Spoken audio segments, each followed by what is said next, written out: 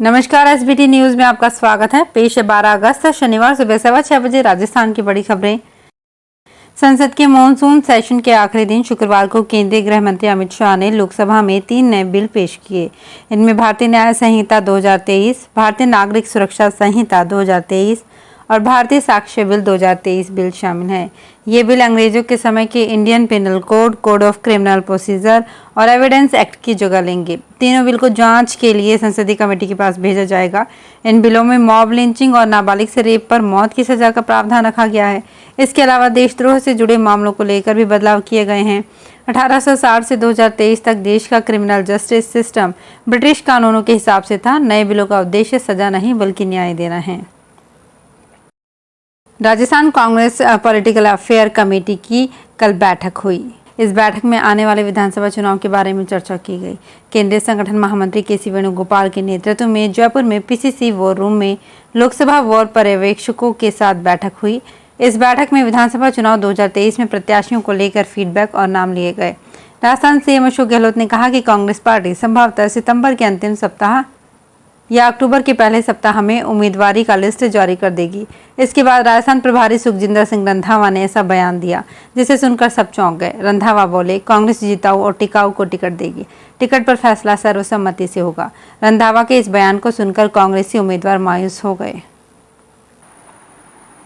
राजस्थान का माहौल बिगाड़ रहे मंचलों के खिलाफ सख्ती से पेश आने के सीएम अशोक गहलोत के आदेश का असर दिखने लगा है। दरअसल जयपुर पुलिस मुख्यालय के निर्देश पर मंचलों के खिलाफ ऑपरेशन गरिमा गुरुवार से शुरू कर दिया गया। राजधानी जयपुर में इस स्पेशल ऑपरेशन को 2 दिन पहले ही पुलिस कमिश्नर बीजू जॉर्ज जोसेफ ने शुरू कर दिया था। ये अभियान 18 अगस्त तक चलेगा।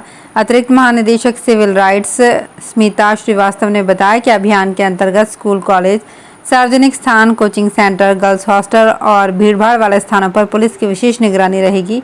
ट्रेन, बस आदि सार्वजनिक परिवहन के साधनों में सादा वस्त्रों में पुलिसकर्मी निगरानी रख मंचलों के खिलाफ कार्रवाई करेंगे। राजस्थान में कला एवं संस्कृति विभाग की ओर से जवाहर कला केंद्र में शुक्रवार को लोक कला एवं सामाजिक सुरक्षा उत्सव का आयोजन किया गया। इस उत्सव में मुख्यमंत्री अशोक गहलोत ने लोक कलाकार प्रोत्साहन योजना की शुरुआत की। सीएम ने वाद्य यंत्र खरीदने के लिए 3000 लोक कलाकारों के खातों में करीब 1 करोड़ रुपए ट्रांसफर किए। साथ ही लोक कलाकारों को योजना के कार्ड भी प्रदान किए। लोक कलाकारों के प्रोत्साहन के लिए शुरू हुई इस योजना में 100 करोड़ रुपए का प्रावधान किया गया है। योजना के तहत लोक कलाकारों के परिवार को 100 दिन का काम मिलेगा। इसमें प्रतिदिन का मेहनताना 500 रुपये रखा गया है। ऐसे में कलाकार को 100 दिन के लिए 50,000 रुपये मिलेंगे। लोक कलाकारों ने रोजगार के लिए कानून बनाने की मांग की है। उन्होंने कहा कि परिवार में 4 लोग से ज़्यादा हैं जो सभी कलाकार हैं। ऐसे में परिवार में एक को ही भुगतान होगा। राजस्थान में इंदिरा गांधी स्मार्टफोन योजना सूचना एवं प्रौद्योगिकी विभाग की ओर से फ्री स्मार्टफोन के लिए पात्र लाभार्थियों के मोबाइल पर पहुंचे बधाई और योजना के शुभारंभ के मैसेज ने कंफ्यूजन पैदा कर दिया है, जिसके कारण मोबाइल वितरण केंद्रों पर व्यवस्थाएं गड़बड़ा गई और योजना की लॉन्चिंग के दूसरे दिन ही मोबाइल वितरण को बंद रखा गया। मोबाइल वितरण शिविर केंद्रों के ताले लगाकर आज मोबाइल वितरण नहीं होगा के पोस्टर चस्पा कर दिए गए। कुछ शिविरों में भीड़ ज्यादा होने से पुलिस बुलाकर हटाना पड़ा। गुजरात हाईकोर्ट ने दिल्ली के मुख्यमंत्री अरविंद केजरीवाल और आम आदमी पार्टी के राज्यसभा सदस्य संजय सिंह द्वारा मानहानि मामले में उनके खिलाफ मुकदमे पर अंतरिम रोक लगाने की याचिका खारिज कर दी। कोर्ट ने दोनों को 11 अगस्त को कोर्ट में पेश होने का आदेश दिया है। केजरीवाल और संजय सिंह की तरफ से कोर्ट में पेश हुए वरिष्ठ वकील मिहिर जोशी ने कई दलीलें रखते हुए दोनों को राहत देने की मांग की थी। इसके जवाब में जस्टिस समीर दवे ने कड़ी टिप्पणी करते हुए कहा कि पिछली सुनवाई के वक्त दिल्ली में बाढ़ आई हुई थी, तब दोनों को समय दे दिया गया। अब जब दिल्ली में सब ठीक है तो फिर कोर्ट में पेश होने में क्या परेशानी है। मौसम का मिजाज राजस्थान में बहुत तेजी से बदल रहा है। अभी तक राजस्थान की जनता मानसून की बारिश का मजा ले रही थी, पर अगस्त का दूसरा सप्ताह राजस्थान के कई जिलों के लिए दिक्कत लेकर आ गया है।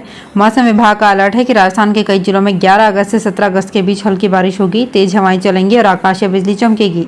मौसम विज्ञानियों का कहना है कि मानसून की ट्रफ लाइन हिमालय की तलहटी की तरफ चली गई, जिस वजह से राजस्थान के कई जिलों में मानसून रुक गया है। ट्रफ लाइन पुनः अपनी स्थिति में वापस आने में 20 अगस्त तक का समय लगेगा। इसके बाद राजस्थान में 21 अगस्त से कई जिलों में झमाझम बारिश होगी। राजस्थान को तीसरी वंदे भारत का तोहफा मिला। ये वंदे भारत एक्सप्रेस ट्रेन जयपुर से उदयपुर के बीच चलेगी। इस वंदे भारत एक्सप्रेस ट्रेन में 8 कोच होंगे।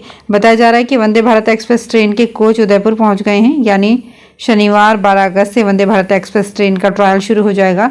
वंदे भारत एक्सप्रेस ट्रेन का ट्रायल जयपुर से उदयपुर के बीच होगा। इससे पूर्व राजस्थान राज्य को 2 वंदे भारत ट्रेन मिल चुकी है।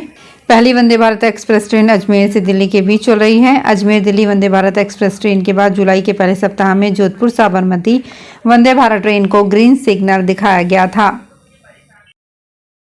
झालावाड़ पॉलिटेक्निक कॉलेज में वन महोत्सव का कार्यक्रम का शुक्रवार को शुभारंभ किया गया। इस दौरान पर्यावरण के क्षेत्र में बेहतर कार्य करने वाले लोगों को सम्मानित किया गया। कार्यक्रम के मुख्य अतिथि राजस्थान हाईकोर्ट के जज उमाशंकर व्यास ने कहा कि पौधारोपण हमारे जीवन में अधिक महत्व रखता है। प्रकृति का दोहन करने से अब पानी का लेवल 400 फीट नीचे चला गया है। खेती की एक फसल के लिए संघर्ष करना पड़ रहा है। वनों के विस्तार के लिए वन विभाग लगातार प्रयास कर रहा है। उन्होंने कहा कि हर व्यक्ति एक पौधे लगाने का लक्ष्य रखे। जिला एवं सेशन जज सीआर रघुनाथ दान ने कहा कि प्रकृति को बनाए रखने में पौधों की महत्वपूर्ण भूमिका होती है। इसके लिए हम अधिक से अधिक लोगों को जागरूक करें। सवाई माधोपुर की रणथंभौर बाघ परियोजना में इन दिनों बाघिनों की शिफ्टिंग की प्रक्रिया चल रही है। विभाग की ओर से हाल ही में रणथंभौर से बूंदी के रामगढ़ विषधारी टाइगर रिजर्व व कोटा के मुकुंदरा हिल्स टाइगर रिजर्व में एक बाघिन को सफलतापूर्वक शिफ्ट किया गया है। अब वन विभाग की नजर सरिस्का में बाघिन भेजने पर टिकी हुई है। वन अधिकारियों ने बताया कि सरिस्का में बाघिन को शिफ्ट करने के लिए विभाग की ओर से बाघिनों की मॉनिटरिंग और ट्रैकिंग को शुरू कर दिया गया है। ऐसे में जल्द ही 1-2 दिनों में रणथंभौर से सरिस्का बाघिन शिफ्ट करने की संभावना जताई जा रही है।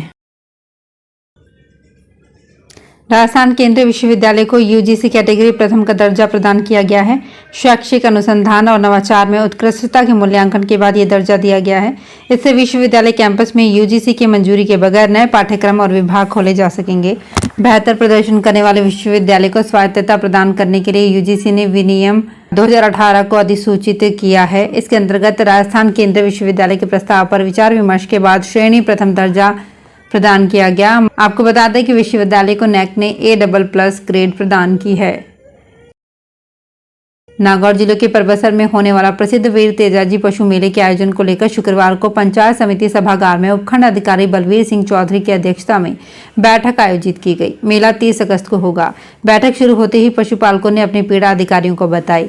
पशुपालकों ने बताया कि पशु मेले में लगने वाली जगह पर अतिक्रमण हो गया है। ऐसे में अतिक्रमण मुक्त करवाने की कार्रवाई होनी चाहिए।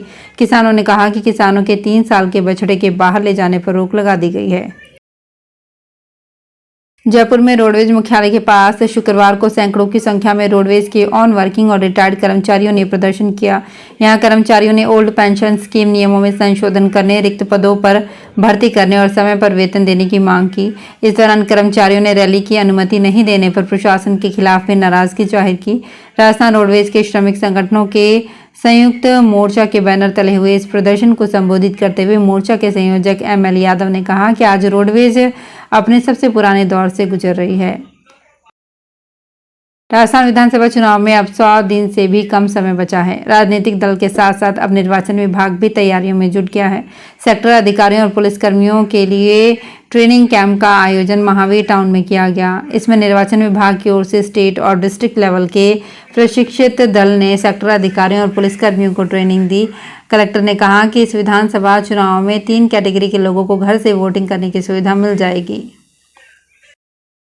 राजसमंद के भीम कस्बे में आगामी 25 अगस्त को राष्ट्रीय बाल आयोग की जन सुनवाई की जाएगी। भीम को इंस्पिरेशन ब्लॉक के रूप में चुना गया है। राष्ट्रीय बाल आयोग नई दिल्ली की ओर से वीडियो कॉन्फ्रेंस के माध्यम से राजसमंद जिले में अतिरिक्त जिला मजिस्ट्रेट नोडल अधिकारी राष्ट्रीय बाल आयोग की मीटिंग ली गई। इसमें ब्लॉक भीम को इंस्पिरेशन ब्लॉक के रूप में चुना गया है। राष्ट्रीय बाल आयोग नई दिल्ली का प्रतिनिधिमंडल एवं माननीय सदस्य राष्ट्रीय बाल आयोग 25 अगस्त को सुबह 9 बजे राजकीय माध्यमिक स्कूल भीम में बच्चों से संबंधित जन सुनवाई करेंगे। तो फिलहाल इस बुलेटिन में इतना ही। फिर हाजिर होंगे कुछ और बड़ी खबरों के साथ।